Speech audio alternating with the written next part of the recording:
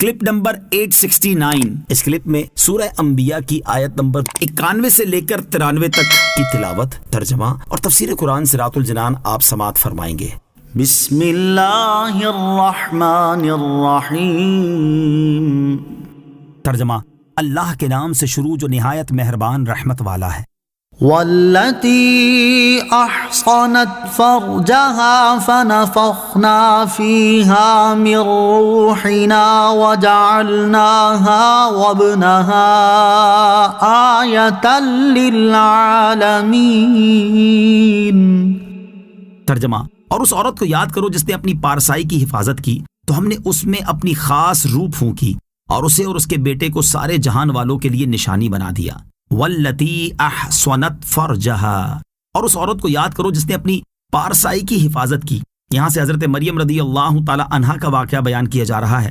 چنانچہ ارشاد فرمایا کہ اے حبیب صلی اللہ تعالی علیہ وسلم اس مریم کو یاد کریں جس نے پورے طور پر اپنی پارسائی کی حفاظت کی کہ کسی طرح کوئی بشر اس کی پارسائی کو چھو نہ سکا، تو ہم نے اس میں اپنی خاص روح پھونکی اور اس کے پیٹ میں حضرت عیسیٰ علیہ السلام کو پیدا کیا اور اسے اور اس کے بیٹے حضرت عیسیٰ علیہ السلام کو سارے جہان والوں کے لیے اپنی قدرت کے کمال کی نشانی بنا دیا کہ حضرت عیسیٰ علیہ السلام کو حضرت مریم رضی اللہ تعالی عنہا کے پیٹ سے بغیر باپ کے پیدا کیا۔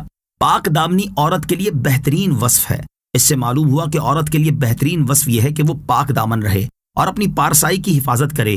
پاک دامن رہنے والی عورت کے بارے میں حضرت انس رضی اللہ تعالی عنہ سے روایت ہے، نبی اکرم صلی اللہ تعالی علیہ وسلم نے ارشاد فرمایا، عورت جب اپنی 5 نمازیں پڑھے، اپنے ماہ رمضان کا روزہ رکھے، اپنی پارسائی کی حفاظت کرے اور اپنے شوہر کی اطاعت کرے تو جنت کے جس دروازے سے چاہے داخل ہو جائے۔ اور حضرت ابو ہریرہ رضی اللہ تعالیٰ عنہ سے روایت ہے، رسول کریم صلی اللہ تعالی علیہ وسلم نے ارشاد فرمایا، جو عورت اپنے رب سے ڈرے، اپنی پارسائی کی حفاظت کرے اور اپنے شوہر کی اطاعت کرے تو اس کے لیے جنت کے 8 دروازے کھول دیے جائیں گے اور اس سے کہا جائے گا کہ تم جس دروازے سے چاہو جنت میں داخل ہو جاؤ۔ ان هذه امتكم امة واحدة وانا ربكم فاعبدون۔ ترجمہ: بے شک یہ اسلام تمہارا دین ہے، ایک ہی دین ہے اور میں تمہارا رب ہوں تو تم میری عبادت کرو۔ ان هذه امتكم، بے شک یہ اسلام تمہارا دین ہے۔ ارشاد فرمایا کہ اے لوگو، بے شک یہ اسلام تمہارا دین ہے اور یہی تمام انبیاء کرام علیہ السلام کا دین ہے۔ اس کے سوا جتنے ادیان ہیں وہ سب باطل ہیں اور سب کو اسی دین اسلام پر قائم رہنا لازم ہے، اور میں تمہارا رب ہوں، نہ میرے سوا کوئی رب ہے، نہ میرے دین کے سوا اور کوئی دین ہے، تو تم صرف میری عبادت کرو۔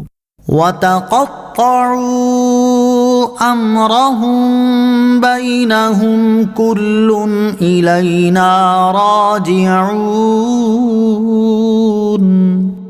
ترجمہ: اور لوگوں نے اپنے دین کو آپس میں ٹکڑے ٹکڑے کر دیا، سب ہماری طرف لوٹنے والے ہیں۔ وَتَقَطَّعُوا أَمْرَهُمْ بَيْنَهُمْ، اور لوگوں نے اپنے دین کو آپس میں ٹکڑے ٹکڑے کر دیا۔ گزشتہ آیت میں بتایا گیا کہ دین ایک ہی ہے اور سب انبیاء علیہ السلام نے اسی کی تبلیغ کی، اور یہاں بتایا جا رہا ہے کہ لوگوں نے دین میں بھی اختلاف کیا اور اسے ٹکڑے ٹکڑے کر دیا اور اپنی نفسانی خواہشات کی پیروی کو اپنا دین بنا لیا، خود بھی بکھر گئے اور ان کے اعمال بھی جدا گانا ہو گئے۔ خود ساختہ اختلاف اللہ تعالیٰ کے عذاب کا سبب ہے۔ خیال رہے کہ انبیاء کرام علیہ السلام کے دینی اعمال مختلف رہے، مگر ان کا یہ اختلاف اللہ تعالیٰ کے حکم سے تھا جس میں ہزارہا حکمتیں تھیں، اس لیے اختلاف پکڑ کا باعث نہیں بلکہ لوگوں کا خود ساختہ اختلاف اللہ تعالیٰ کے عذاب کا سبب ہے۔ لہٰذا آیت بالکل واضح ہے، کل الینا راجعون، سب ہماری طرف لوٹنے والے ہیں۔ یہاں دین کو ٹکڑے ٹکڑے کرنے والوں کو خبردار کیا جا رہا ہے کہ دنیا میں تو جو تمہارے جی میں آتا ہے کر لو، لیکن یاد رکھو کہ قیامت کا دن آنے والا ہے اور اس دن تم سب کو ہماری طرف لوٹنا ہے۔ اس وقت تمہیں ہر چیز کی حقیقت معلوم ہو